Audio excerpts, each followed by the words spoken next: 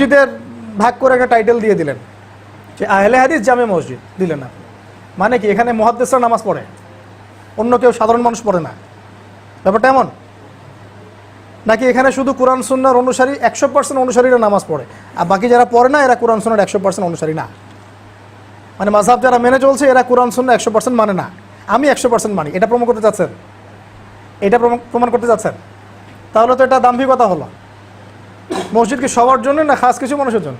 জায়গায় দেখেন মসজিদ বানায় আহলে হাদিস জামে মসজিদ, কেন আহলে হাদিস জামে মসজিদ হবে কেন? এভাবে মসজিদ যদি আহলে হাদিস মসজিদ বলে আলাদা নামকরণ করে আমরা মসজিদগুলো নির্মাণ করি, তারপর আহলে হাদিস মসজিদ এ নামের কারণে সাধারণ অনেক মানুষ যারা আহলে হাদিস নন তারা কিন্তু সেই মসজিদে যেতে ইতস্তত বোধ করবেন। যে অতএব এই ধরনের নাম না রাখাটাই সমাজে আমি ভালো মনে করছি।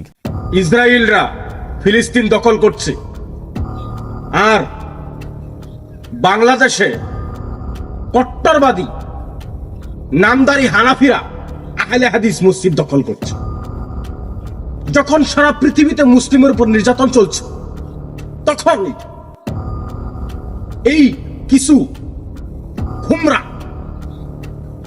দিনের নামে ফিতনাবাজকারী, ইসলামের নামে ফিতনাবাজকারী এসব নামদারি হানাফি কট্টরবাদী কাঠমুল্লারা আহলে হাদিসদের মসজিদগুলো দখল করছে। আপনারা সরাসরি একটি ভিডিও আপনাদেরকে আমি দেখাচ্ছি, দেখুন এরা কিভাবে ষড়যন্ত্র করছে। আহলে হাদিসদের মসজিদ, মাদ্রাসা, এমনকি মাহফিল বন্ধ করার এরা সিদ্ধান্ত নিয়েছে। এরা ষড়যন্ত্র করছে কিভাবে কোরআন ও হাদিসের দাওয়াতবদ্ধ করা যায়, কত নিকৃষ্ট চিন্তাধারা হবে। নাউজুবিল্লাহি মিন জালিক। ভিডিওটি আপনারা সর্বপ্রথম দেখুন। উনি একটা সিদ্ধান্তে পৌঁছায় যে আহলে হাদিস যে বাতিল ফিরকা এবং যে বাতিল ভ্রান্ত আকীদার যে মানুষটা আব্দুর রাজ্জাক বিন ইউসুফ, উনি সহ কোনো আহলে হাদিসের বক্তা দিয়ে এখানে আহলে হাদিসদের কোনো মাহফিল কোনোভাবেই করতে পারবে না।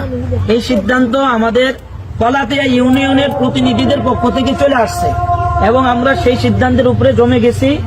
এবং তাদের পক্ষ থেকে সিদ্ধান্ত আরো একটা আসছে, যদি তারা আগামী 29 তারিখের ভিতরে তাদের মাহফিল বানচালের ঘোষণা না দেয়, আগামী 3, 4, 5 3 দিন ব্যাপী মাহফিল উলামা একরামের নেতৃত্বে কেরানীগঞ্জ উলামা ঐক্য পরিষদ, তানজিমুল উলামা ঐক্য পরিষদ, রোহিতপুর ইমাম আইম্মা পরিষদ এবং আরো অঙ্গ সংগঠনের সমস্ত উলামা একরামের নেতৃত্বে এখানে 3 দিন ব্যাপী মাহফিল হবে।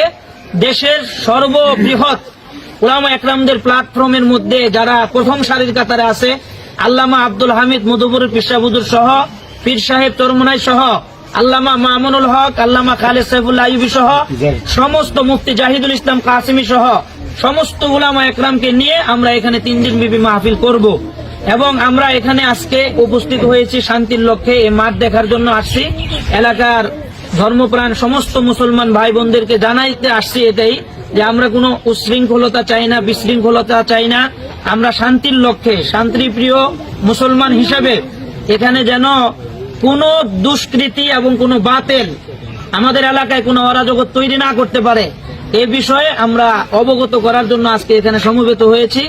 ইনশাআল্লাহ আমরা আমাদের সিদ্ধান্তের উপর অটল আছি। আগামী কালকে পর্যন্ত আমরা অপেক্ষা করব, এরপরেই আমাদের সিদ্ধান্ত, মাহফিলের চূড়ান্ত সিদ্ধান্ত আমরা পরামর্শ সাপেক্ষে মুরব্বীদের সাথে পরামর্শ করে আমরাও ঘোষণা দিয়ে দিব ইনশাআল্লাহ। আল্লাহ তাআলা আমাদের সকলকে আমাদের উলামা একরামের ছায়ার তলে থেকে কাজ করার তৌফিক দান করেন। ভিডিওটি আপনারা দেখলেন, আসলে আব্দুর রাজ্জাক বিন ইউসুফের একটি মাহফিল ছিল। সেই মাহফিলটি ষড়যন্ত্র করে এরা বদ্ধ করেছে। এমনকি বাংলাদেশের বহু জায়গায় আহলে হাদিস লোকদেরকে আঘাত করা হচ্ছে।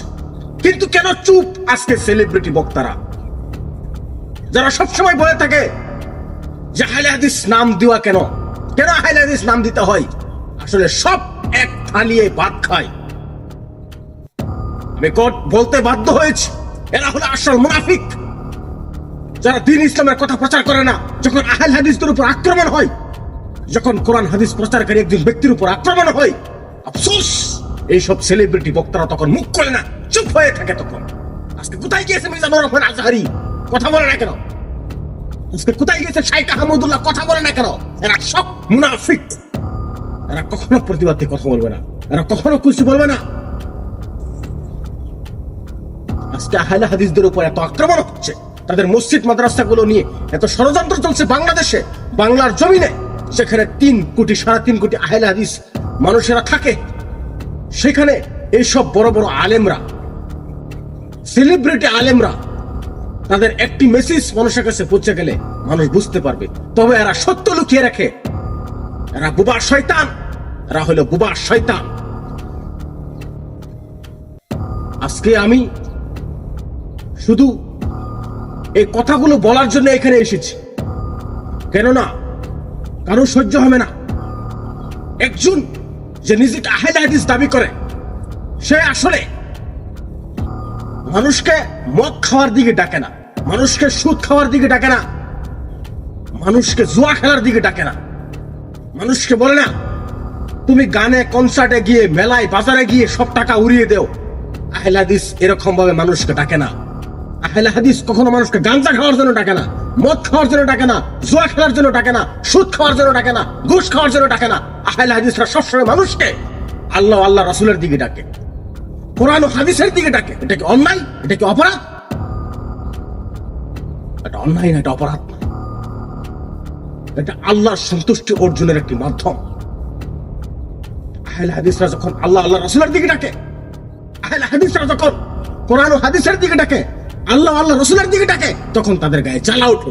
আসলে এরাই হলো আসল টাটকা শয়তান, বোঝা যায় এখান থেকে। আশা করি আজকে আপনারা ভিডিওটা বুঝতে পেরেছেন। প্রতিবাদ করুন আর এইসব কুলাঙ্গারদেরকে প্রতিরোধ করুন। আসসালামু আলাইকুম ওয়া রাহমাতুল্লাহি ওয়া বারাকাতুহু।